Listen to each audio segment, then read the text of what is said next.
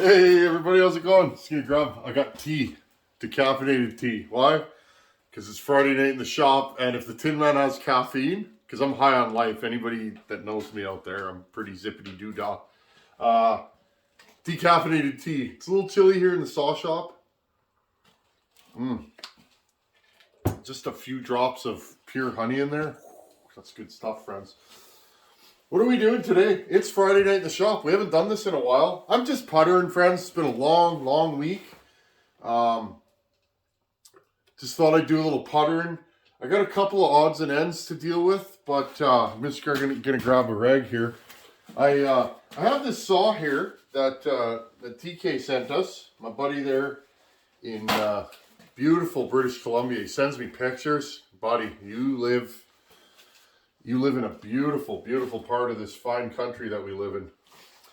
Anyhow, friends, so he sent me a couple of part saws, and this is one of them.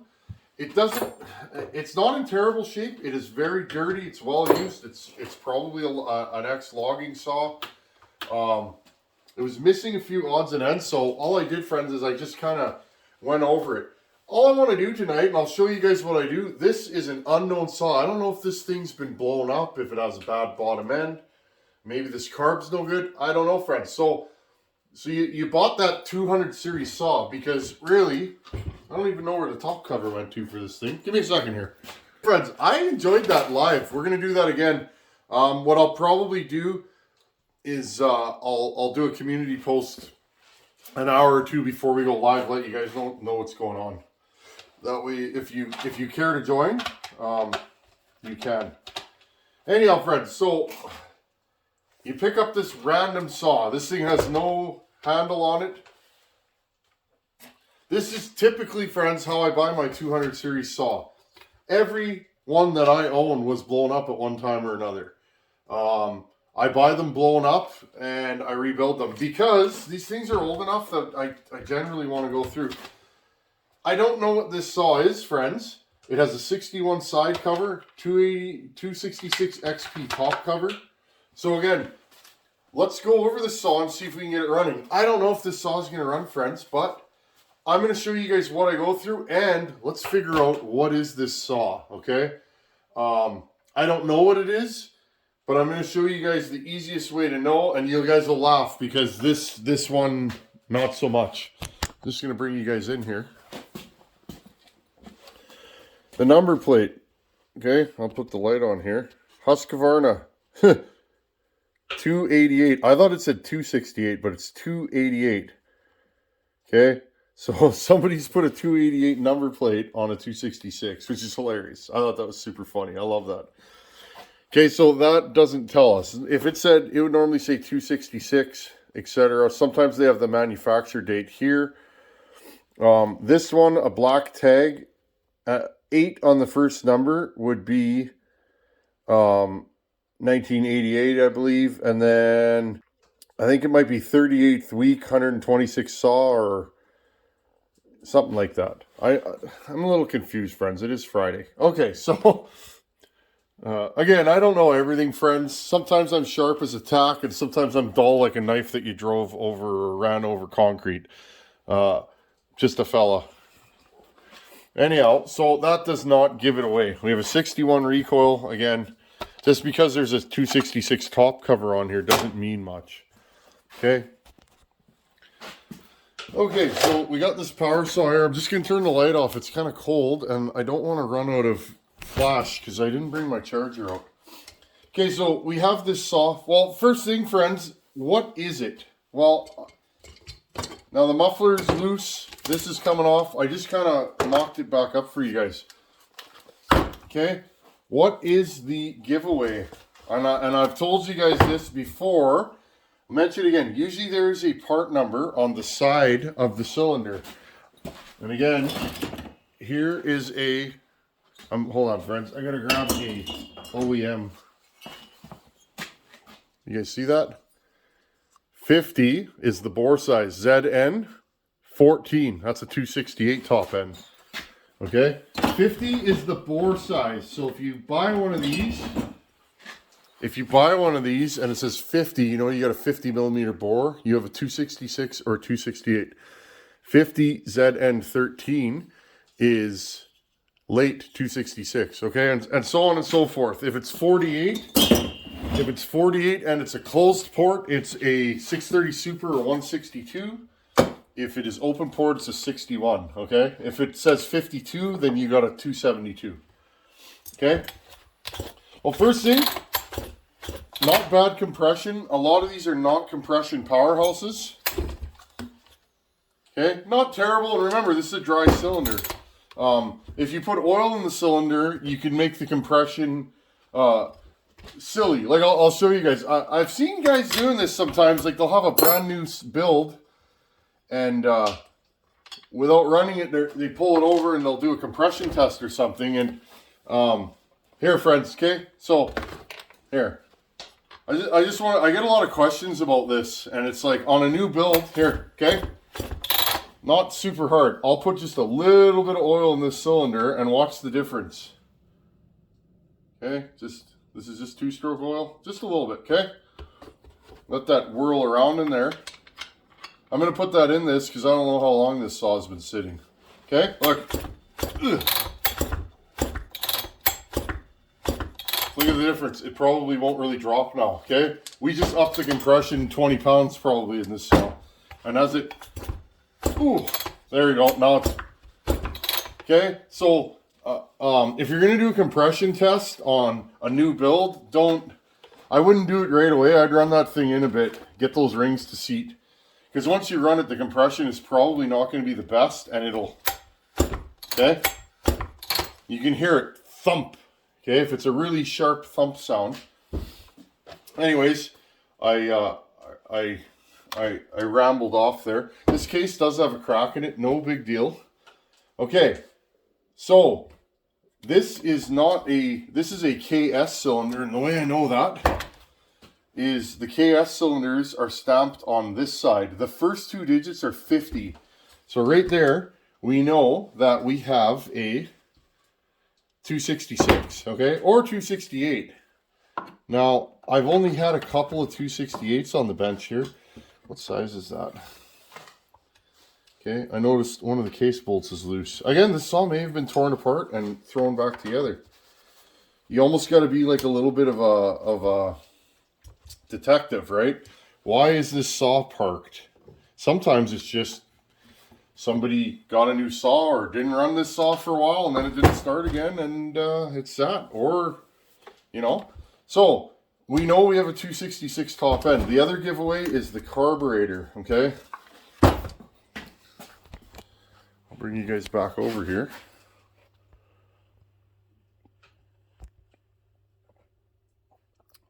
S256A. She's got a big carb on her. So this is probably a late 266, okay?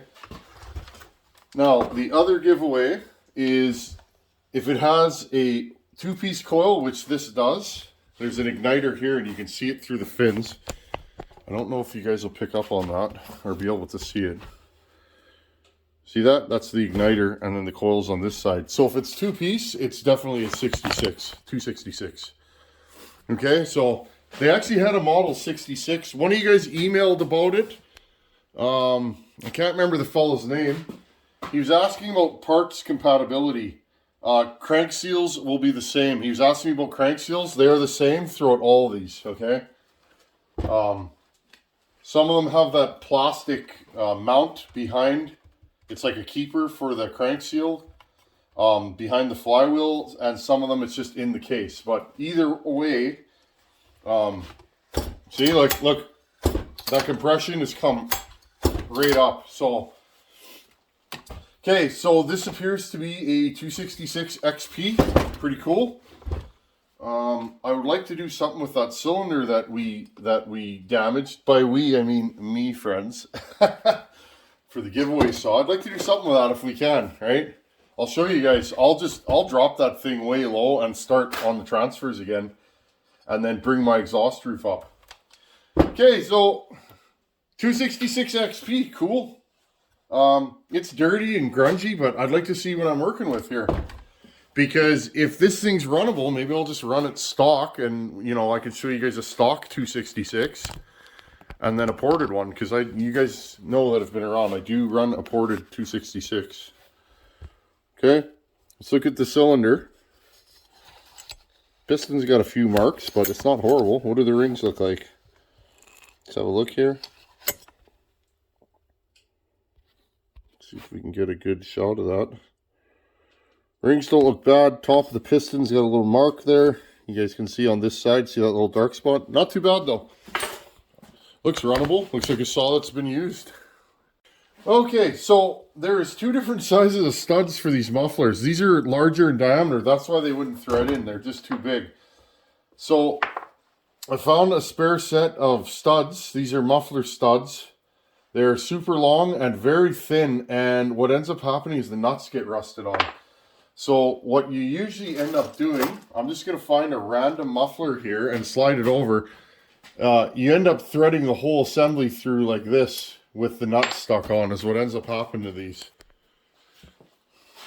And in the spirit of the Turdsaw build system, we'll put a Johnson muffler on. This is a Johnson 630 Super. Oh, I forgot a piece here. The bracket. Should we put a bracket on this just to get it going, or should we just leave it? Let's just leave it for now. See if this will tighten up. There we go. Put this one on. Just don't want to run it with an open port. I checked this muffler for rust and debris. Yeah, and if you have mufflers sitting on the shelf like this, make sure they're not full of carbon, because often they are, and you'll suck that back into the motor. Okay, so we have a muffler. Well, I guess let's put a little fuel in this thing and see if we can get it to spark. If it doesn't, it needs a carb rebuild. I'm just trying to show you guys. Look how much that compression's come up. Okay, let's put a little splash of fuel right here. I don't know if this thing's gonna run, but like I said, friends, you guys are super interested in these. So, I mean, I have ones that I've already gone through. Little splash of fuel in there. So it would be cheating if I grabbed one that I know whether it'll run or not, right? I have no time in this thing. There, sometimes I can tap this. There you go. And it puts just a drop or two in there. Okay, pull the choke. Now this thing has no handle on it. Let's see if we can get this thing. Pull the choke. I wonder if I can start this thing with no handle. Just bring this back here. I gotta clean my shop up. I got boxes everywhere. Okay. See if this thing will start. Well, that's a good sign, isn't it? So all it did there, it flashed up on that little bit of fuel that I put into it. So right there, you know that this thing wants to run. The throttle linkage came off here. See if we can. So basically, I'm just gonna fart with this.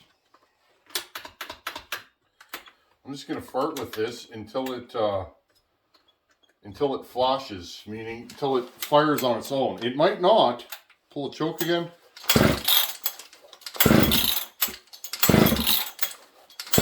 It may need a carb kit. I wouldn't be surprised.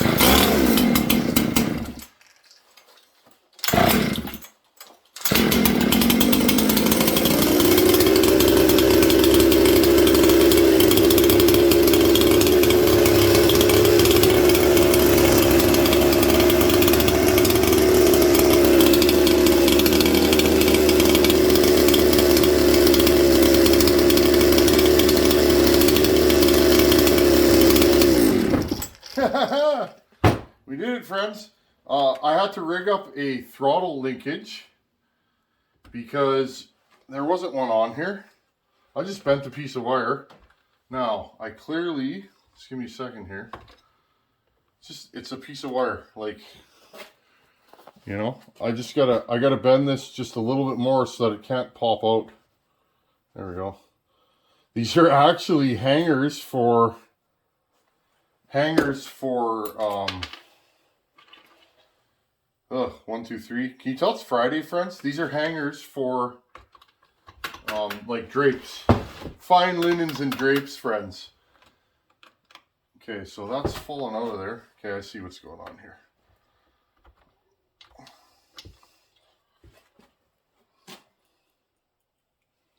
These old saws are war wagons. They run and run and run and run. That's the problem though, friends. So these 200s were built tough and they were built to last. If you get one, you're best to go through it. See, it's just a matter of the right bends in the right spots. You're best to go through it and just make sure everything's good. Because as you guys can see, this thing just started and idled. How many pulls was that, friends? Yeah, see, I'm gonna have to rig up a better throttle linkage. I'm gonna bend this one for now. It's popping out. But as you can see, this thing, I don't know how long this thing's been sitting. The fuel tank tells me a while. It's got a funky smell in it. It doesn't smell like rancid gas. It smells off. Okay, let's see if this thing restarts. Pull the choke again. Now it doesn't want to start on us. That is funny. These old saws are great. Let's try this again. I probably just flooded it, friends.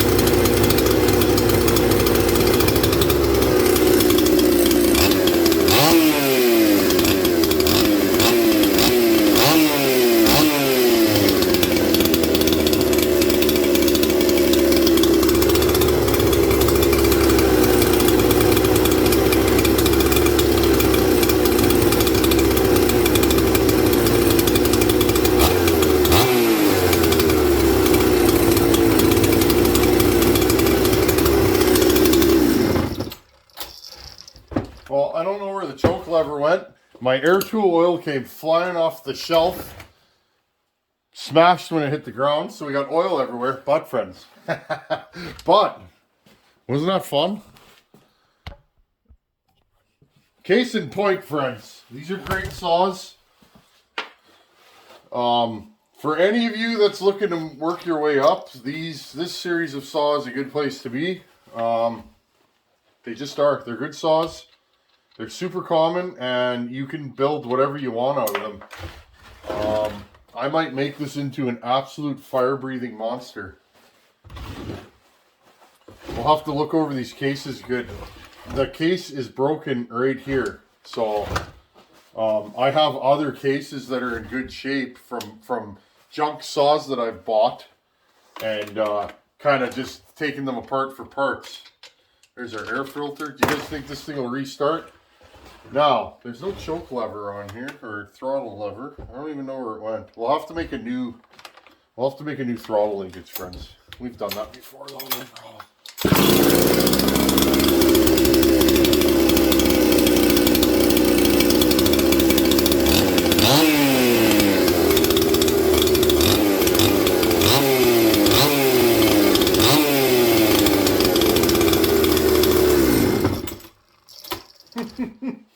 Okay, well, we have a runner, 126%.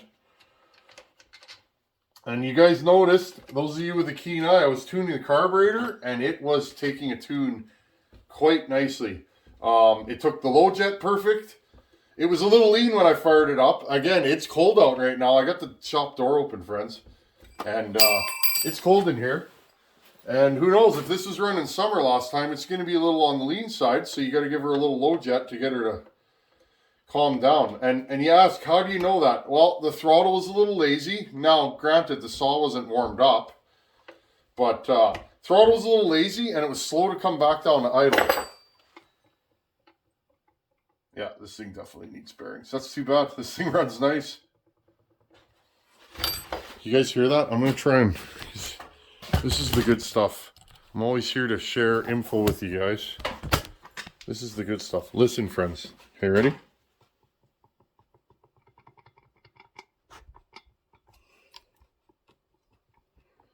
That's not the clutch rattling.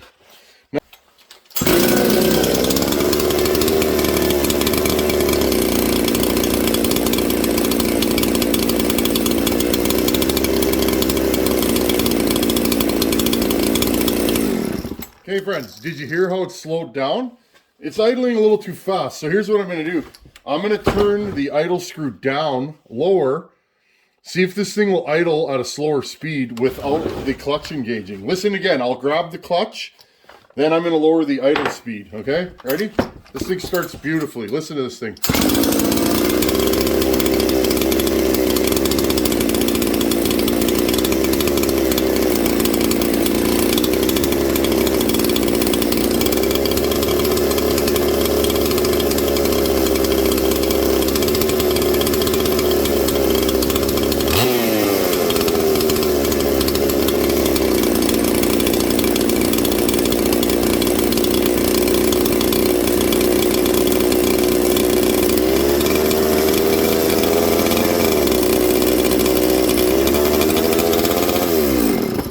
This thing's running out of fuel, friends, is what I actually think's going on here. Just showing this stuff. Yeah, we can put a little more in there. I don't want to put too much in there because we're probably going to end up just ripping this down. I would like to... And you know what? I see red poking through these cases. These are John's red cases. Look at that, friends. See the red? These cases look like they've been painted, and they have. This is a set of John's red cases that someone put a Husqvarna name tag on. That's what's going on here. I'll bet you money. I could be wrong. I'm interested in this kind of stuff, being a sawyer. Okay, let's try that again. We were running out of fuel, I think.